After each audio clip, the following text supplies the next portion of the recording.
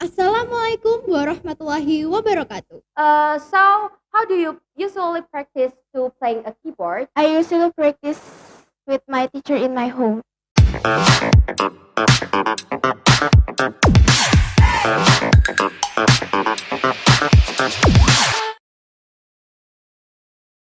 Assalamualaikum warahmatullahi wabarakatuh. Hello everyone, welcome back to another episode of MTsB podcast Gathan Cakep. I'm Keisha Athaliya as today's host, and I'm here today with my friends Gathan. Hello Gathan, how are you today? I'm fine. How are you? I'm also fine. Okay. And how are you guys today? I hope that we're all in a good conditions and stay healthy. Well, for today's podcast, we're gonna talk about the Sunnah of the Prophet. As we know, Prophet Muhammad is the role model for all Muslims. Yes. His role models is including his character, his needs, and also his verse that were conveyed to him and then conveyed to us.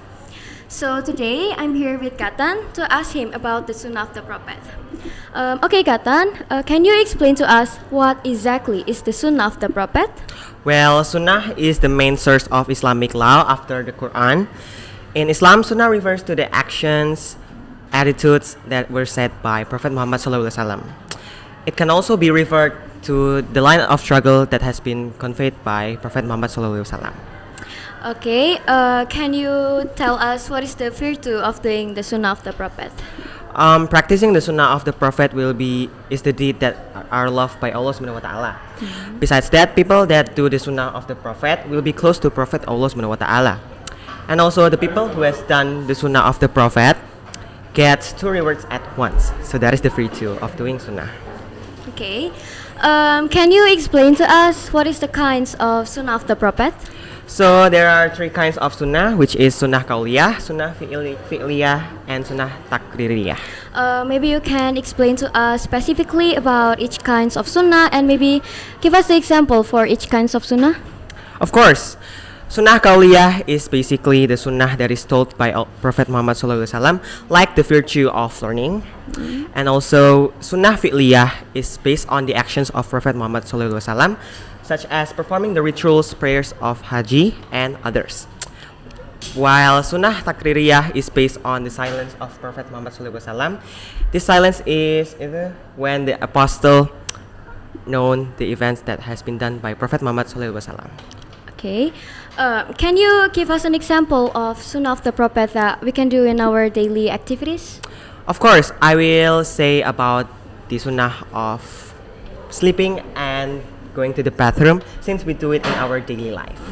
So sleeping in the right side of the bed can make us beneficial because someone will not be having trouble in waking up for night prayers. Sleeping in the right side is also more beneficial for the heart. While sleeping on the left side is also beneficial, but it makes us more lazy. And also, when we go into the bathroom, we must put our left foot first.